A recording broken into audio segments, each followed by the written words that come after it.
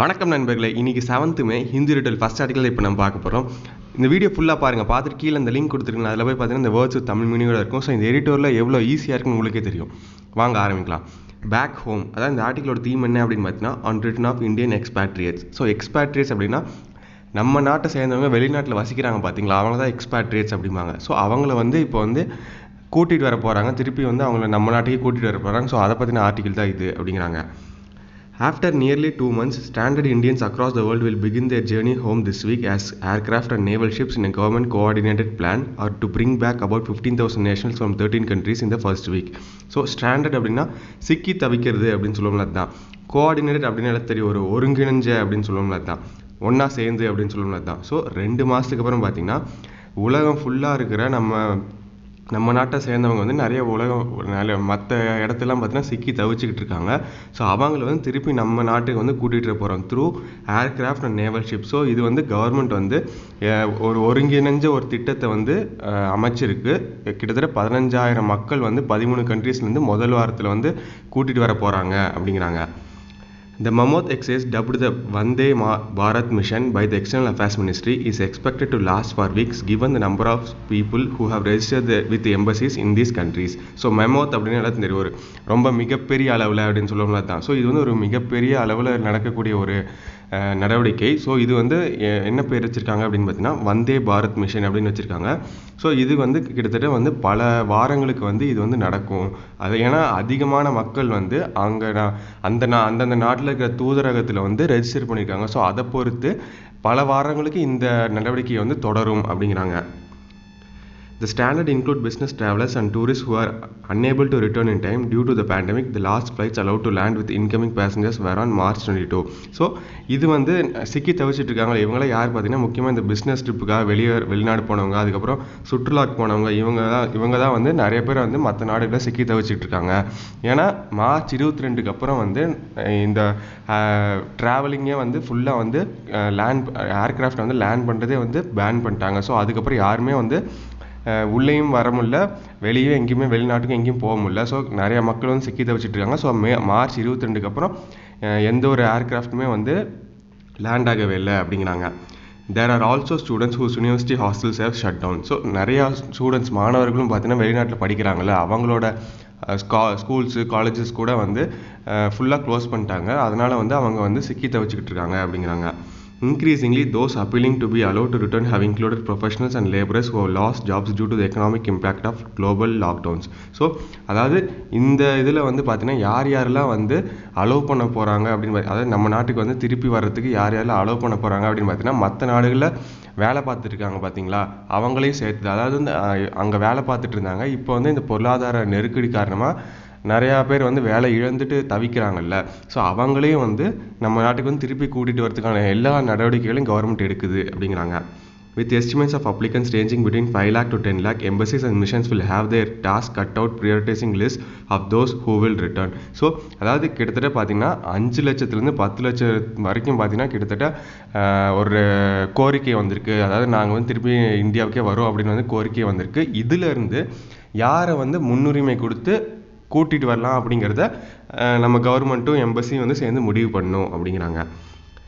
According to standard operating procedures released by the Home Ministry, only those who have compelling reasons to return, people whose visas are expiring, who face deportation with family emergencies, medical issues including pregnancy, and students who have lost their accommodation will be allowed to return in the first phase, which is open to only Indian nationals at present. So compelling அப்படின்னா எல்லாத்துக்குமே ஒரு உறுதியான இல்லை தெரிவான அப்படின்னு சொல்லுவோம்ல தான். டீபோர்ட்டேஷன் அப்படின்னா அந்த நாட்டிலேருந்து வெளியேற்றுறாங்கல்ல, வீசா எக்ஸ்பைரி ஆகியோ இல்லை வேலையிலேருந்தோ வெளியேற்றுவாங்க பார்த்தீங்களா, மற்ற நாட்டிலேருந்து நீங்கள் எங்கள் நாட்டில் இருக்கக்கூடாது வெளியே போயிருங்க அப்படின்னு சொல்லுவாங்களா, அதுதான் டீபோர்ட்டேஷன் அப்படிங்கிறது. ஸோ ஹோம் மினிஸ்ட்ரி என்ன சொல்லியிருக்காங்க அப்படின்னு பார்த்தீங்கன்னா யாரெல்லாம் நாங்கள் கூட்டிகிட்டு வர போகிறோம் அப்படின்னு பார்த்தீங்கன்னா யாருக்கெல்லாம் ஒரு உறுதியான காரணங்கள் இருக்கும், அதாவது நம்ம நாட்டுக்கு வந்தே ஆகணும் அப்படிங்கிற ஒரு உறுதியான காரணங்கள் இருக்கும். ஃபார் எக்ஸாம்பிளுக்கு அந்த நாட்டோட வீசா சில பேர்த்துக்கு காலாவதி ஆகிருக்கும், எக்ஸ்பயர் ஆகிருக்கும். அதுக்கப்புறம் அவங்க வேலையிலேருந்து சிக்கி தவிக்கிறாங்கல்ல, வெளியேற்றுறாங்கல்ல. இப்போ யூஎஸ்லாம் பார்த்தீங்கன்னா நிறையா கண்ட்ரிஸோட ஒர்க்கர்ஸ்லாம் வீசா கேன்சல் பண்ணி வெளியே அனுப்பிச்சிக்கிட்டு இருக்காங்க. ஸோ அந்த மாதிரி இருக்கிறவங்க, அதுக்கப்புறம் மற்ற ஃபேமிலி எமர்ஜென்சி இருக்கிறவங்க, ப்ரெக்னெண்ட்டாக இருக்கிறவங்க, அப்புறம் ஸ்டூடெண்ட்ஸ் வந்து இந்த ஹாஸ்டல்ஸ் ஸ்கூல்ஸ்லாம் வந்து ஷட் டவுன் பண்ணதுனால சிக்கி தவிச்சிட்டு இருக்காங்கல்ல, தங்க இடம் இல்லாமல், அப்புறம் வந்து சாப்பாட்டுக்கே இது இல்லாமல் கஷ்டப்பட்டுட்டு இருக்காங்கல்ல. ஸோ அவங்க இந்த மாதிரி இவங்களுக்கு தான் வந்து முதல்ல வந்து முன்னுரிமை கொடுத்து ஃபேஸில் வந்து கூட்டிகிட்டு வர போகிறாங்க அப்படிங்கிறாங்க. அதே மாதிரி வந்து இவங்களாம் யார் ஒன்லி இந்திய குடிமக்கள் மட்டும்தான் வந்து கூட்டிகிட்டு வர போகிறாங்க இப்போதைக்கு அப்படிங்கிறாங்க. In addition, the government has also laid down stringent conditions which include mandatory institutional quarantine for 14 days. So stringent அப்படின்னா கடுமையான இல்லை ஸ்ட்ரிக்டாக இருக்கிறது அப்படின்னு சொல்லுவோம்ல, அதுதான். மேண்டேட்ரி அப்படின்னா கம்பல்சரி, அதாவது கட்டாயமாக இருக்கிறது அப்படின்னு சொல்லுவோம்ல, அதுதான். ஸோ இது இல்லாமல் பார்த்தீங்கன்னா கவர்மெண்ட் வந்து என்ன சொல்லியிருக்காங்க அப்படின்னு பார்த்தீங்கன்னா ஒரு கண்டிப்பான ஒரு விஷயத்த வந்து சொல்லியிருக்காங்க. அதாவது வந்து நாங்கள் வந்து உங்களை கூட்டிகிட்டு வருவோம், ஆனால் நீங்கள் வந்து 14 நாள் வந்து கட்டாயமாக வந்து தனிமையில் தான் இருக்கணும், தனிமைப்படுத்தி வச்சுருப்போம், அதுக்கு வந்து நீங்கள் வந்து ஒத்துழைப்பு கொடுக்கணும் அப்படின்னு கேட்டிருக்காங்க அப்படிங்கிறாங்க. Also, those returning will also bear the cost for travel arrangements and accommodation. So bear the cost அப்படின்னா செலவழிக்கிறது அப்படின்னு சொல்லுவோம்ல, தான். ஸோ யாரெல்லாம் வந்து திருப்பி வராங்களோ அவங்க வந்து அந்த ஏர் ட்ராவல், அதாவது ஃப்ளைட்டு இது இருக்குது பார்த்தீங்களா, டிக்கெட்டுக்கு, அதுக்கும் தங்குறதுக்கும் 14 நாள் தங்குறாங்கல்ல, அதுக்கும் வந்து ஆகிற செலவு வந்து அவங்க பார்த்துக்கணும் அப்படின்னு வந்து சொல்லியிருக்காங்க அப்படிங்கிறாங்க. Despite this, the returnees will no doubt be grateful to the government for efforts. Indian diplomats who have helped keep them informed, organized food and shelter, and also to airline and naval crews who will carry out these operations despite the risk of infection. So grateful அப்படின்னா ஒரு நன்றியோடு இருக்கிறது அப்படின்னு சொல்லுவோம்ல, தான். So இந்த மாதிரி அதாவது வந்து ஏர் ட்ராவல் காஸ்ட்டு, அதுக்கப்புறம் அக்காமடேஷனுக்கு வந்து ஆகிற செலவு எல்லாம் வந்து நீங்கள் தான் ஏற்றுக்கணும் அப்படின்னு சொன்னாலும் அவங்க வந்து ஒரு வராங்களா அவங்களாம் வந்து மற்ற இந்த இவங்கெல்லாம் கவர்மெண்ட் மேலே ஒரு நன்றியோடு இருப்பாங்க. ஏன் அப்படின்னு பார்த்தீங்கன்னா இந்தியன் டிப்ளமேட்ஸ், அதாவது அந்த மற்ற நாட்டில் இருக்க தூதர்கள் இருப்பாங்க பார்த்தீங்களா, நம்ம நாட்டை சேர்ந்த தூதர்கள். ஸோ அவங்கெல்லாம் பார்த்தீங்கன்னா அங்கே சிக்கி தவிச்ச இந்தியர்களுக்கு வந்து தங்க இடமும் சாப்பாட்டுக்கும் வழி பண்ணி அவங்கள வந்து இந்த மாதிரி ஒரு நெருக்கடியான சூழ்நிலை வந்து சிக்கி தவிச்சிட்டு இருந்த சூழ்நிலையில் வந்து நல்லா ஹெல்ப் பண்ணாங்க. அதே மாதிரி வந்து இப்போ கூட்டிகிட்டு வர போகிறாங்கல்ல, ஏர்லைன் கூட்டிகிட்டு வர போகிறாங்க, ஏர்க்ராஃப்டில் கூட்டிகிட்டு வர போகிறாங்களே, ஸோ அதில் இருக்கிற அந்த பைலட்டு இவங்கெல்லாம் பார்த்தீங்கன்னா, அப்புறம் நேவல் க்ரூவில் இருக்கிற அந்த கேப்டன் இவங்கெல்லாம் பார்த்தீங்கன்னா இந்த இன்ஃபெக்ஷன் வந்து தங்களுக்கு வந்து வந்துடும் தெரிஞ்சு வரதுக்கான வாய்ப்பு இருக்குது. ஸோ வந்துடும் அப்படி தெரிஞ்சுன்னு கூட ஒரு ரிஸ்க் எடுத்து போய் வந்து அவங்களை கூட்டிகிட்டு வராங்க. ஸோ இதுக்கெலாம் வந்து அவங்க வந்து கண்டிப்பாக நன்றியோடு இருப்பாங்க அப்படிங்கிறாங்க. The efforts required by unsung diplomats and officials have been made all the more difficult by India's stringent lockdown on the government's decision not to allow its own nationals to return, even as about 60,000 foreign nationals were flown out during this period. So அதாவது அங்கே ஒரு பாராட்டக்கூடிய விஷயம் என்ன அப்படின்னு பார்த்தீங்கன்னா, நம்ம நாட்டு தூதர்கள்லாம் இருக்காங்க பார்த்தீங்களா, அவங்க வந்து இந்த இந்தியாவிலேயே வந்து லாக்டவுன் போட்டாங்க. ஸோ எந்த ஒரு ஏர்க்ராஃப்ட் எந்த ஒரு ஏர்லைனுமே வந்து மார்ச் 22க்கு அப்புறம் வரக்கூடாது அப்படின்னு வந்து ஸ்ட்ரிக்டான ஒரு இன்ஸ்ட்ரக்ஷன் கொடுத்துருந்தாங்க. ஸோ இந்த மாதிரி இதில் வந்து அதாவது நம்ம நாட்டை சேர்ந்தவங்களே வந்து வரக்கூடாது அப்படின்னு வந்து ஒரு ஸ்ட்ரிக்டாக வந்து இந்தியா ஆர்டர் போட்டிருக்கு. இந்த சமயத்தில் கூட பார்த்திங்கன்னா அந்த டிப்ளமேட்ஸ் அந்த தூதர்கள்லாம் பார்த்திங்கன்னா வந்து ஒரு கஷ்டப்பட்டு அவங்க வந்து எல்லா விதமான நடவடிக்கைகளையும் வந்து எடுத்திருக்காங்க. அதாவது அங்கே அந்த நாட்டில் எந்தெந்த நாட்டில் வந்து சிக்கி தவிச்சிருக்காங்களோ அந்த நாட்டு தூதர்கள் வந்து அவங்களுக்கு நம்ம நாட்டை சேர்ந்த மக்களுக்கு வந்து நல்லா ஹெல்ப் பண்ணியிருக்காங்க. அதே மாதிரி இந்த மாதிரி சமயத்தில் பார்த்திங்கன்னா நம்ம நாட்டில் சிக்கி தவிச்சிருக்காங்கல்ல மற்ற வெளிநாட்டை சேர்ந்தவங்க, அவங்க வந்து அந்தந்த கண்ட்ரிஸ் வந்து அவங்கள வந்து திருப்பி கூட்டிகிட்டு போயிட்டாங்க. ஆனால் இப்போ நம்ம கவர்மெண்ட் வந்து இதை வந்து கொஞ்சம் லேட்டாக தான் பண்ணியிருக்கு அப்படிங்கிறாங்க. As the government plans its exit from the lockdown as well as its repatriation maneuvers, it is necessary to consider putting in better systems so that it does not have to repeat the trauma of keeping Indian citizens stranded outside the country for extended periods away from their families. So repatriation அப்படின்னு பார்த்தீங்கன்னா சொந்த நாட்டுக்கு திருப்பி அனுப்புறது அப்படின்னு சொல்லுவோம்ல, அதுதான்.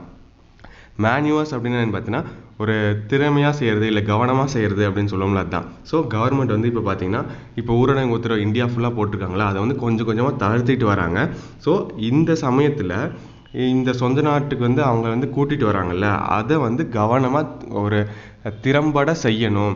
ஏன்னா பார்த்தீங்கன்னா இப்போ வந்து பார்த்தீங்கன்னா வந்து இதே மாதிரி ஒரு பிரச்சனையை இதே மாதிரி ஒரு கஷ்டத்தை வந்து அவங்க இந்தியன் சிட்டிசன்ஸ் வந்து சிக்கி தவிச்சிட்டு இருக்காங்களா, அவங்க வந்து இனிமேல் வந்து படக்கூடாது. அதுக்கு வந்து என்னென்ன திட்டங்கள் வந்து புதுசாக வந்து போடணுமோ இல்லை அதுக்கு வந்து ஏதாவது ஒரு புதுசாக ஒரு சட்டமோ ஏதாவது வந்து கொண்டு வரணும். இந்த மாதிரி வந்து வெளிநாட்டில் யாராவது சிக்கி இருந்தால் அவங்க வந்து எந்த ஒரு பிரச்சனையும் இல்லாமல் நம்ம நாட்டுக்கு திருப்பி வர மாதிரி ஒரு திட்டத்தை வந்து கொண்டு வரணும். அதை வந்து கவர்மெண்ட் வந்து கரெக்டாக பண்ணணும் அப்படிங்கிறாங்க.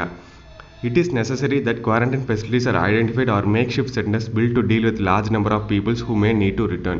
ஸோ makeshift அப்படின்னு பார்த்தீங்கன்னா ஒரு தற்காலிகமான இது அப்படின்னு சொல்லணும்னா தான். ஸோ அந்த குவாரண்டைன் ஃபெசிலிட்டிஸை தனிமைப்படுத்துகிறாங்க பார்த்தீங்களா, அது வந்து கரெக்டான விதத்தில் வந்து ஐடென்டிஃபை பண்ணும். அதே மாதிரி ஒரு தற்காலிகமான சில ஹாஸ்பிட்டல் கட்டுறது, அதுக்கப்புறம் இல்லைன்னா வந்து இந்த பெட்ஸ் இதெல்லாம் அரேஞ்ச் பண்ணுறதுலாம் இருக்கான் பார்த்தீங்களா, இதெல்லாம் வந்து அதிகமான மக்கள் இப்போ வர போகிறாங்களா, ஸோ அதுக்கு வந்து தயார் நிலையில் வச்சுருக்கணும் அப்படிங்கிறாங்க. In particular, the government needs to prepare for both a possible second wave of novel coronavirus as well as rapid increase in Indian expatriates needing to return given the drop in oil prices in West Asia and the downturn in global economies. So முக்கியமாக பார்த்தீங்கன்னா government வந்து இப்போ வெளிநாட்டிலேருந்து அவங்களாம் கூட்டிகிட்டு வராங்கல்ல, so முக்கியமாக வெளிநாட்டிலாம் பார்த்தீங்கன்னா யூஎஸ் இந்த மாதிரி நிறையா நாட்டிலேருந்து தான் வர போகிறாங்க. ஸோ அவங்கெல்லாம் பார்த்திங்கன்னா ஏற்கனவே அந்த அந்தந்த நாடுகளில் வந்து அதிகமாக வைரஸ் வந்து பரவி இருக்குது. ஸோ அவங்களாம் தான் இப்போ கூட்டிகிட்டு வர போகிறாங்க. ஸோ இந்தியா வந்து ஆல்ரெடி நம்ம நாட்டில் பார்த்திங்கன்னா ஃபஸ்ட்டு வேவ் ஆஃப் இந்த வைரஸ் வந்து பரவி வந்து ஆல்ரெடி வந்து நம்ம வந்து ஒரு கஷ்டத்தில் தான் இருக்கோம். இதில் வந்து செகண்ட் வேவ் வந்து அவங்களால வர்றதுக்கான வாய்ப்புகள் இருக்குது. ஸோ அதுக்கும் வந்து கவர்மெண்ட் வந்து ஒரு தயார் நிலையில் இருக்கணும் அப்படிங்கிறாங்க. அதே மாதிரி அந்த இந்தியன் எக்ஸ்பேட்ரியேட்ஸ், அதாவது நம்ம நாட்டுக்கு திருப்பி வர போகிறாங்களே, ஏன்னா வந்து உலக பொருளாதாரமே பார்த்திங்கன்னா ஒரு நொடிஞ்சு போன நிலைமையில் இருக்குது. அங்கே அதே மாதிரி க்ரூட் ஆயில் ப்ரைஸஸ் இதெல்லாம் பார்த்திங்கன்னா ரொம்ப வந்து ஒரு கம்மியாகி போயிடுச்சு. அதனால் வந்து பொருளாதாரமே வந்து ஒரு மந்தமான நிலைமையில் இருக்குது. அதனால் எல்லோரும் வேலையிலேருந்து தவிக்கிறாங்க. ஸோ அவங்களையும் வந்து இப்போ வர போகிறாங்க. ஸோ அதுக்கும் வந்து நம்ம நாட்டில் வந்து எல்லா தயார் நிலையில் இருக்கணும் அப்படிங்கிறாங்க. ஸோ இந்த ஆர்டிக்கலோட ஓவர்வியூ என்ன அப்படின்னு பார்த்தீங்கன்னா, as India brings back stranded expatriates it must guard against new wave of infection. So India வந்து அங்கங்கே அந்தந்த நாட்டில் சிக்கி தவிக்கிறாங்களா, அவங்கள வந்து நம்ம நாட்டை சேர்ந்தவங்களை வந்து திருப்பி எடுத்துகிட்டு வர போகிறாங்க.